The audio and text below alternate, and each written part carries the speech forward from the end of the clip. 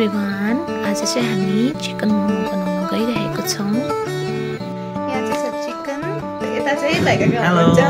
तपाईं के बनाउन लाग्नु भएको छ? म चाहिँ आज अर्ग्यानिक चिकनको वाचिपा बनाउँछु। वाचिपा हो। अहिले तपाईले रेसिपी देख्नुहुन्छ। ओके। अन्त यहाँ चाहिँ के गर्नु भएको निसाले? मोमोको लागि प्याज काट्दैछु। यहाँ चाहिँ हाम्रो रेसिपी अदुवा लसुन पिस गर्दैछ। निसाले प्याज काट्दैछ।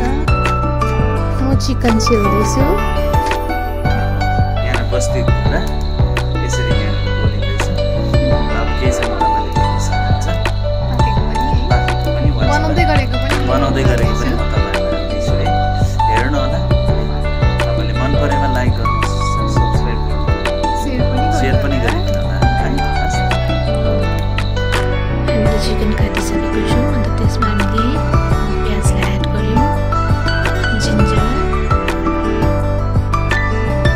कोरिएन्डर लिभ्स, सल्ट, हुचिङ, मजाले मिक्स गरेर त्यहाँदेखि हामीले त्यसमा खारी तेल पनि हालेको छौँ। स्टफिङ्स हामीले बनाउन थाल्यौँ। यहाँ चाहिँ वाचिपाको लागि तयारी हुँदैछ, मसला पाक्दैछ। यहाँ मोमो ट्रेनिङ हुँदैछ। ल भएन हुँदैन। We are about to finish. यहाँ चाहिँ हाम्रो वाचिपा रेडी भइसकेको छ। भाइकाले बनाउनु भएको हाम्रो वाचिपा चाहिँ रेडी भइसकेको छ। अब चाहिँ हामी खानु आँटेको छौँ। अचार छ निसाले बनाएको, त्यहाँदेखि छ मिट, अन्त वाचिपा।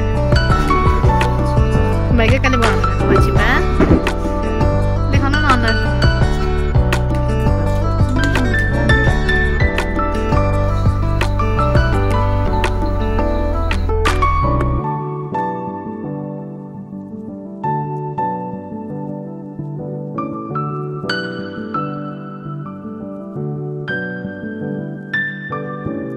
हाम्रो दोल चाहिँ अलिकति उब्रेको थियो, अन्त मैले त्यसको चाहिँ लच्छा पराठा बनाएँ।